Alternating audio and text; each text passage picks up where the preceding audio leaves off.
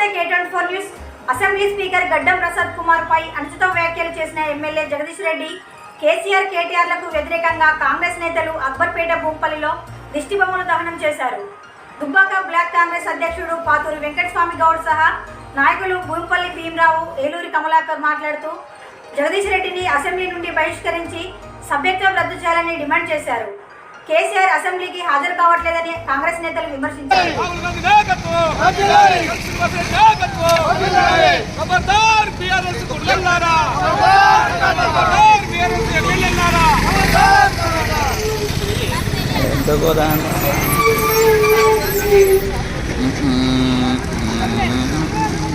Speaker గారికి బహిరంగ క్షమాపణ వెంటనే చెప్పాలి.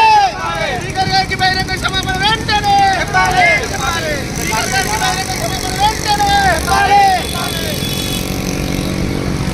స్పీకర్ గారిపై అనుచిత వ్యాఖ్యలు చేసిన బీఆర్ఎస్ ఎమ్మెల్యేలను వెంటనే బర్తరఫ్ చేయాలి. స్పీకర్ పై అనుచిత వ్యాఖ్యలు చేసిన బీఆర్ఎస్ ఎమ్మెల్యేలను వెంటనే బర్తరఫ్ చేయాలి. బీఆర్ఎస్ గుండెల్లారా, బీఆర్ఎస్ గుండెల్లారా, పాలన పోయింది, ప్రజాపాలన వచ్చింది, పాలన పోయింది, ప్రజాపాలన వచ్చింది.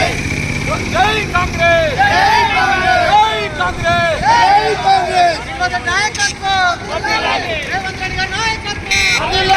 జై కాంగ్రెస్. మొన్నటి అసెంబ్లీ సమావేశాల్లో టీఆర్ఎస్ శాసనసభ్యులు సూర్యాపేట ఎమ్మెల్యే జగదీశ్వర్ రెడ్డి గారు శాసనసభల స్పీకర్ గారిని శాసనసభ మర్యాదను ఉల్లంఘించిండు.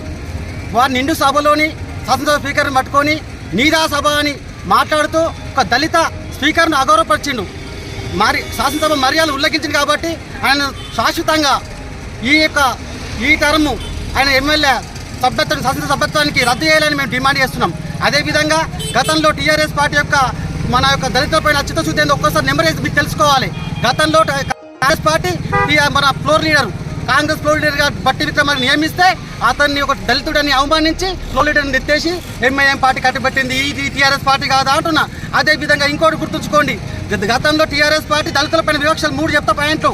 దళిత ముఖ్యమంత్రి తన చేసిందా దళితులకు, దళిత 3 ఎకరాలను చేసిందా దళితులకు,